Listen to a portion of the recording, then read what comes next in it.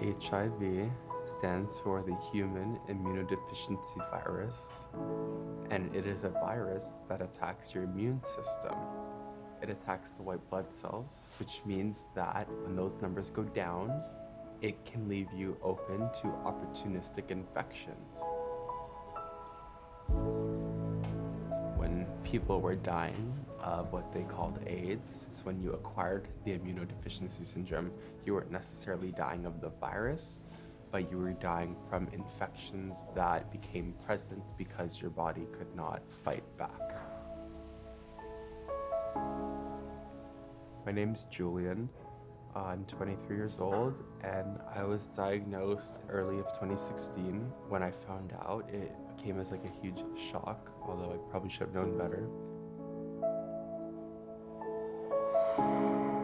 I wasn't educated in HIV at all, so like I really never got a chance to like learn about it. And whenever I did hear about it, it was always like AIDS and people dying and not necessarily HIV. So like to me, this is like the most horrific thing that I could have like ever possibly found out. Obviously that perception has changed now for me. I'd say I'm a lot more knowledgeable, and I hope that I can share that knowledge with other people as well.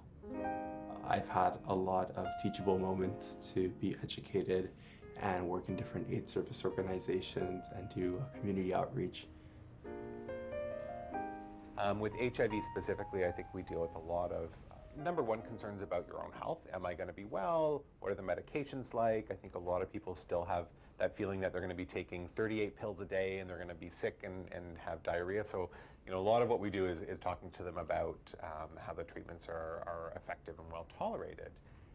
I would say that the biggest like changes for me personally were taking medications every day. It was like a big thing for me to say, okay, we're gonna start treatment, and once you start, you don't stop. Every day this is gonna happen.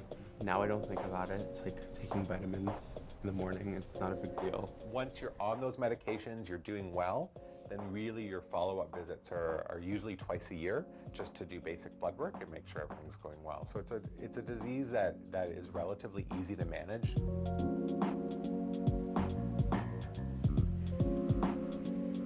I would say as a pause person living in the village, like anywhere you can find people that are educated, people who are not, people that are willing to like learn about something, people that are not.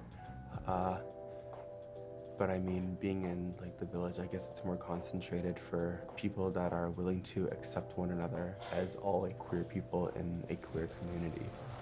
That's what I'd like to think at least. Still a lot of stigma that exists, you know, not just greater society, even within communities that may be highly affected by HIV, there's still stigma. There can be a lot of fear that exists for people who are recently diagnosed around what does this mean for finding a partner in the future? What does this mean for their life?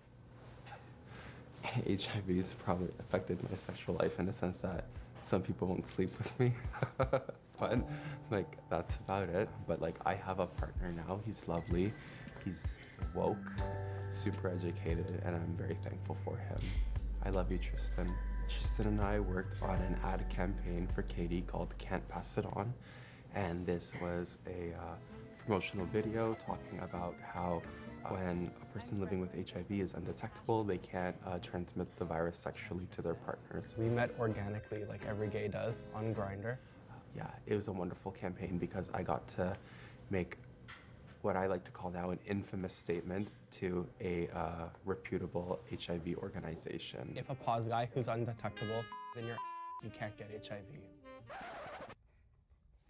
That's so blatant. Oh, God. You know, Justin, the most important thing to know about people living with HIV is you equals you, which you know what that means, right? Of course. Undetectable equals Untransmittable. Good. A person on effective medication cannot transmit it to their partner. With the message of you equals you, that's certainly gotten out in the world. I'm not sure that everybody has heard it or really understands it. And so I think there's a lot more education that we need to do amongst communities that are highly affected by HIV to make sure that that's understood.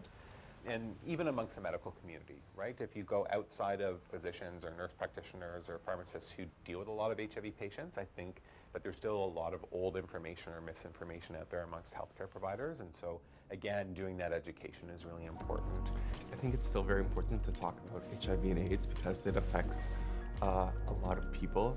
Lots of people are now living with HIV, not dying from it. Today, living with HIV, I say that life is pretty good. We have medications, I take them, and I can live like a full life. I do makeup for fashion, theater, film and TV, prosthetics, stage makeup. This is my hair. She's stained purple from my makeup from yesterday. These are obviously the tools that I use to apply makeup. I have a variety of different sizes, densities for different sort of like looks that you're trying to achieve. A face brush, or if it's like a small detailed brush for like an eye. This is how a professional makeup artist does makeup. Finding out that I have HIV was probably one of the best things that's ever happened to me. So people will probably think I'm like, what the heck are you talking about? But it helped me come out as like a gay person more comfortably, and then also like being more comfortable with like what it means to be HIV positive in 2019. My message to you, newly diagnosed HIV positive person or person living with HIV, would be that you have nothing to worry about. There are tons of people just like me living with HIV. You're not alone. You're gonna have a wonderful life, and you're gonna meet amazing people.